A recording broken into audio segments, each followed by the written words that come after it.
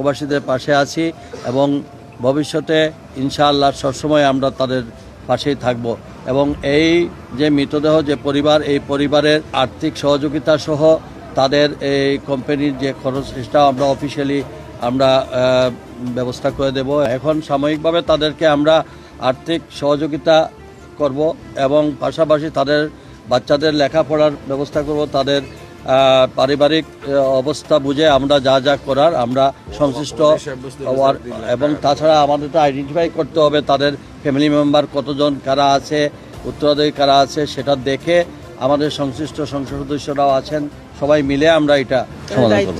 এই পর্যন্ত আমরা 5 জন বাংলাদেশি ভাইদেরকে আমরা হারিয়েছি মধ্যপ্রাচ্যের যুদ্ধে। সকলের পাশে আমরা